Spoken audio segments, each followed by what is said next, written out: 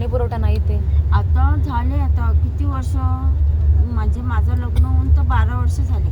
म्हणजे या 12 वर्षात तर मी बघतेच पाणी पुरवठा नाहीच आहे त्या गावात, शेरले गावात. म्हणजे पाणी असं हेच नाही. मे महिना आला की खारा पाणी, मे महिन्यात पूर्ण खारा पाणी भेटतं आमच्या गावात.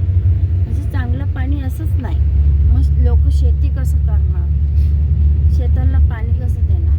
म्हणजे आमच्या गावात शेती उगतच नाही. भाजीपाला करतात लोक, ते आपले ह्याच्याकडसून जे बांध घालतात ना मध्ये मध्ये, ते पाणी ते लोक घालतात. कारण की मे महिन्यात पूर्ण खार पाणी येतं आमच्याकडे. पूर्वीपासून समस्या आहेच ही म्हणजे पूर्वीपासूनच चालत आली. म्हणजे मी तर आता हे 12 वर्षात बघते, पण हे पूर्वीपासूनच समस्या आहे. म्हणजे खारा पाणी, चांगलं पाणीच नाही आमच्याकडे शेरले गावात. आणि मे महिन्यात कसं फक्त 1-2 तास पाणी येणार. ते 1-2 तासामध्ये किती जणांनी लोकांनी पाणी भरून घ्यायचं ते घ्या. त्याच्यानंतर आम्हाला लोकांना पाणी नाही. बस 1-2 तास घ्या, किती भरायचं तेवढं घ्या. त्याच्यानंतर पाणी भेटणार नाही कोणाला. आणि आम्ही कंप्लेंट केली की बाबा पाणी नाही भेटला. आणि मे महिन्यात कसं 2 दिवस आड, 3 दिवस आड असं आम्हाला शेरल्या गावात पाणी भेटतं.